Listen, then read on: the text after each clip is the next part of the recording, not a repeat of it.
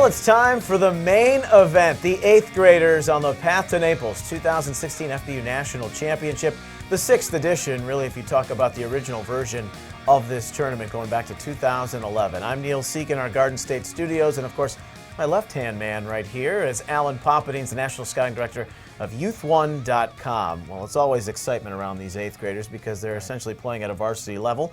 And this year, in the Northeast Regional, which we'll talk about today, kind of a regional shift because we've seen some teams who have played in the South in past years come up there to enhance the competition. Right, a team like Charlotte, a new team like South Carolina. These are states in the South, but they're coming up to the Northeast to play with the big boys up here. All right, we'll find out if anyone can challenge perhaps Maryland or Massachusetts or in Indiana. Let's look at those matchups, which will take place in Newport, Rhode Island. Connecticut squares off with NYC. Rhode Island gets Massachusetts. New Hampshire will match up with Long Island. Down in Fort Mill, South Carolina, this is still the Northeast Regional, you've got Northern New Jersey meeting Maryland. Maryland last year, those 7th graders and 8th graders got themselves to Naples. We'll see if they can repeat. Maryland Metro meets South Carolina.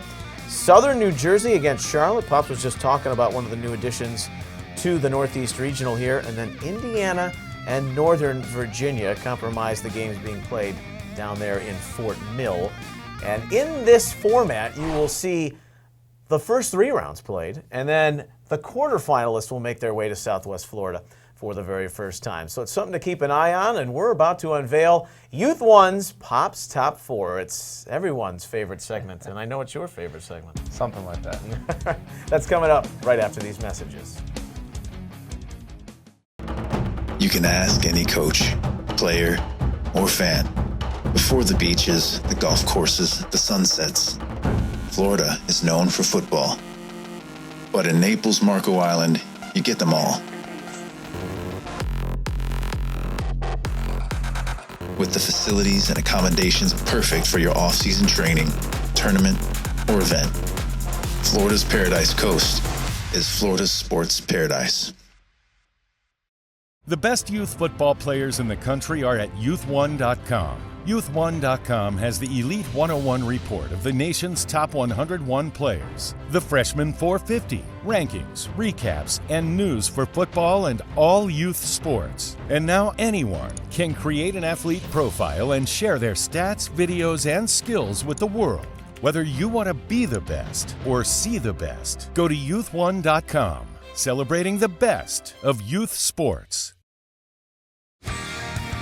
The Path to Naples is brought to you by the Naples, Marco Island, and Everglades Convention and Visitors Bureau.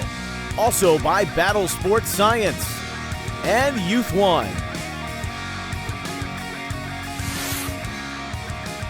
Youth 1 gives us Pop's Top 4 as we step into the 8th grade Northeast Regional. A little more in-depth look at some of the players that are going to shape their way on the path to Naples in 2016. Your 4 seed, Pops, is Connecticut. Their 7th graders last year, 2nd round appearance against Mass, so that's the group carrying over. But the 8th graders made the regional semifinal last year before losing to South Jersey, and they're led by a 2-time FBU All-American in Tyson Thornton. Yeah, and Tyson Thornton, you have a player on both sides of the ball that any team in America would want. As Neil mentioned, a 2-time FBU All-American at linebacker both times, but he'll also get some touches at running back.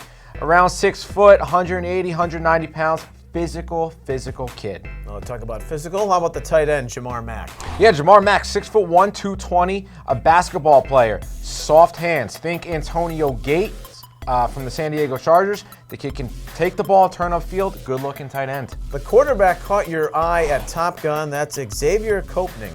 Yeah, he's a South Windsor product, one of those throwback type kids. I don't want to say Tim Tebow, but he kind of plays like that. He runs a sub 5.0, one of those kids that can do anything you need him to on the field to score a touchdown. And you're going to need good protection and perhaps good pressure on the defensive line. You get that from Ryan Remillard. Yeah, big Ryan Remillard, 6'2", 318 pounds. Look for him to be a force on the defensive line, eating up blocks. If nothing else, he clogs up 3 gaps on the defensive line on the interior.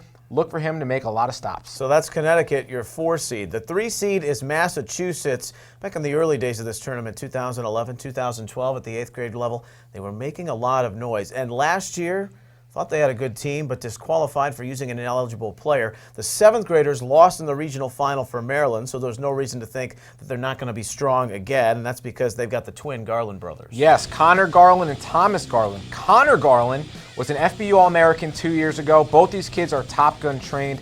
Thomas is going to be playing some D-back, some wide receiver. Look for Connor to get some touches as a running back as well. 2 athletic kids, 2 very, very, very versatile kids. They've got a good-looking tight end prospect as well, Tyler Martin.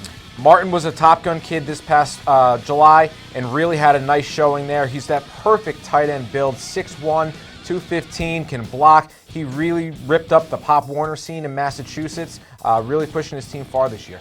One of the players they missed last year defensively was the linebacker Duke Doherty, but he's back in 2016. The Duke returns this year. He'll be playing some outside linebacker, also some Wildcat quarterback, so you'll see him on both sides of the ball. Name of the game for him is speed and physicality. About 5'9", 170 pounds, can really bring it when he comes. That's the 3 seed Massachusetts, 8th grade Northeast Regional. The 2 seed among Pop's top 4. I know you've loved the evolution, not just because you're a Jersey guy, but because of the way they've gone about things, and that's South Jersey.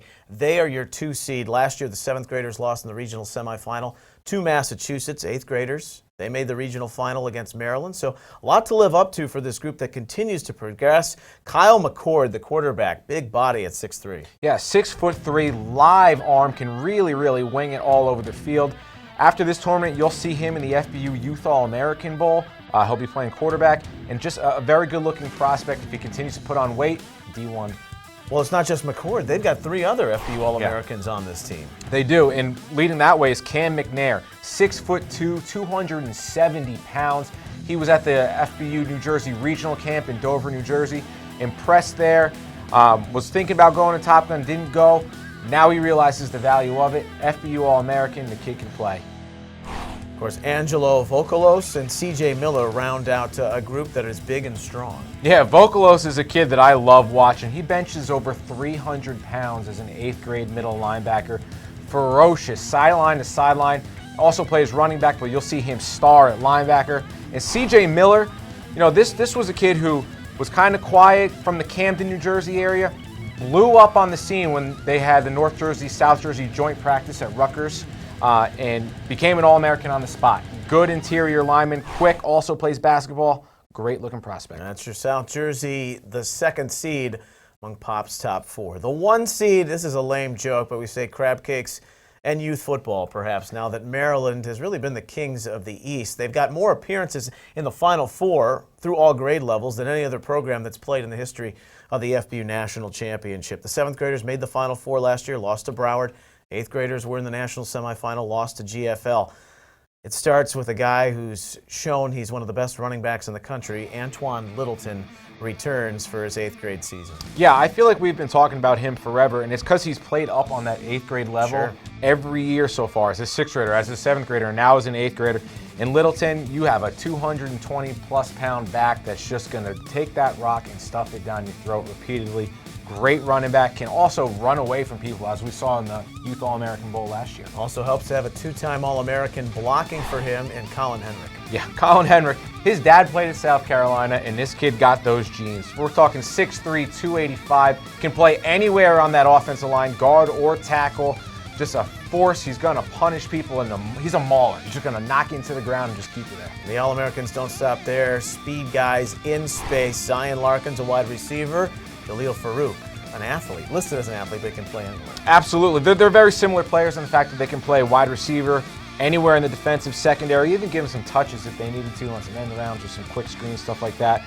But with Larkins, you got a long, wiry kid who's really just going to stretch the field, go up and get the ball. And Farouk, when you see him move around the field, he's nothing but speed and dynamic play. So that's your 1 seed, Maryland, among Pop's top 4. Connecticut, Massachusetts, South Jersey, and Maryland in that order. Your sleeper is a team that's coming from the South Regional, and that's Charlotte, known as South Charlotte last year. I know they got to be happy because if you win a game down there, odds are you're going to play a team like Broward County or GFL in round 2. This time around, you have them as your sleeper. They put together a pretty good core of players at the skill positions. Second team Youth All Top Gun, Elijah Horton leads the way at wide receiver for this team. Yeah, and I put Charlotte as a sleeper just because they're new to the bracket. Don't mean to discredit them by any means because they got a loaded roster. And Elijah Horton is a 6'2", 165, 170-pound kid who really ripped up at Top Gun. Really showed people that he's not afraid to be physical. Caught a lot of nice passes there and really opened up some eyes. Speaking of some Top Gun standouts, honorable mention selections: Kasim Valls and Jaquate Simpson. Yeah, Kasim Valls is a kid who has continued to just get better and better and better. And he's really hitting his stride now as he's getting ready to venture off into high school. But Kasim Valls has learned to become physical and use his quickness on the D-line. And with Simpson, he's an outside linebacker, a little bit undersized. I'm not sure in high school they don't transition him to a strong safety or a safety, but gets the job done. As you can imagine, fantastic in coverage. Maybe a little underrated, the Michael Wilson running back experiment. Yeah, Michael Wilson, they call him Deuce. Very quick kid, very slippery. If you remember the Charlotte team last year, had a kid named Twan Flip, who's gone on to do magnificent things in high school. Wilson reminds me of Flip. He's a little bit bigger, but just absolutely slippery. You can't tackle him with one guy. Of course, that's just 5 teams, part of the puzzle of the Northeast Regional in the 8th grade, but there's going to be a lot of other players that are making headlines. Some names to know as we go forward in this tournament. Skylar DeFabio, North Jersey, very disruptive defensive lineman. Bull in a china shop, man. He will bust through that line, not afraid to take on a lead blocker, throw him out of the way, and then make the tackle on a run back. It's going to be interesting to watch that Cleveland-NYC matchup to start and what these teams bring to the table. Dorian Noel, the quarterback, very fast for that position. Yeah, these are 2 new teams to this region, as we've hit on. But look for Noel to run around and create with his legs. He's definitely more of a runner than a passer. That's not to say he can't pass, but the kid is all legs. I love when you write descriptions that the kid plays like a bowling ball, and that's Charles Booth, South Carolina, coming up from the South region to play in the Northeast. Well, when you're 5'5" and 208 pounds and you're a running back, I think bowling ball describes it the best way I can. And Booth is a short, stocky kid, powerful, and it really must not be too much fun to tackle. You're going to get an effective player in Preston Terrell of Indiana. This is his 3rd go-around on an FBU National Championship team. He's the veteran of this group. He's going to be their go-to wide receiver on the outside.